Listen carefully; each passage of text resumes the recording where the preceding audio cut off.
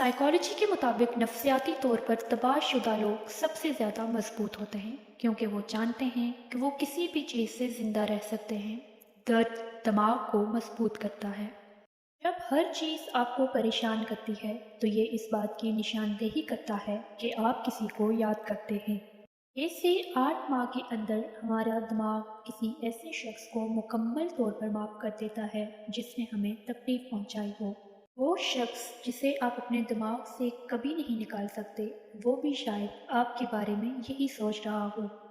خواب چھپے ہوئے احساسات اور جذبات کو ظاہر کرتے ہیں کیونکہ یہ لاشعور ذہن کی عکاسی کرتے ہیں۔ لوگ جو دوسروں سے دوستی کرنے سے انکار کرتے ہیں وہ ہیں جنہوں نے سب سے زیادہ مایوسی کا تجربہ کیا ہے۔ وہ لوگ جو دیر سے جاگتے ہیں، ان کے نفسیاتی مریض ہونے کا امکان ان لوگوں کے مقابلے میں زیادہ ہوتا ہے جو جلدی جاگتے ہیں۔ رات کو زیادہ سوچنے سے سونے کی صلاحیت 85% کم ہو جاتی ہے۔ سونے سے پہلے جس آخری انسان کے بارے میں آپ سوچتے ہیں وہ یا تو آپ کی خوشی کی وجہ ہوتا ہے یا دکھ کی۔ اگر کوئی شخص چھوٹی چھوٹی چیزوں پر روئے تو وہ شخص معصوم اور نرم دل کا مالک ہے۔ اگر کوئی شخص کم بولتا ہے مگر جب بولتا ہے تو اگر تیزی سے بولے تو وہ شخص اپنے اندر کچھ راز رکھتا ہے۔ اگر کوئی شخص روتا نہیں ہے تو وہ شخص اندرونی طور پر کمزور ہے۔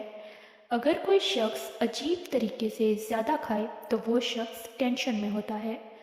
اگر کوئی شخص چھوٹی چھوٹی چیزوں پر روئے تو وہ شخص معصوم اور نرم دل کا مالک ہے۔ اگر کوئی شخص چھوٹی چھوٹی باتوں پر بھی غصہ کرے تو یقیناً اس شخص کو محبت کی ضرورت ہے۔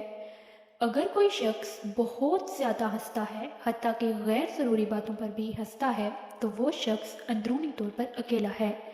اگر کوئی شخص زیادہ سوتا ہے تو وہ شخص اداس ہوتا ہے۔ جن لوگوں کی لکھائی خراب ہوتی ہے وہ بہت تخلیقی صلاحیتوں کے مالک ہوتے ہیں۔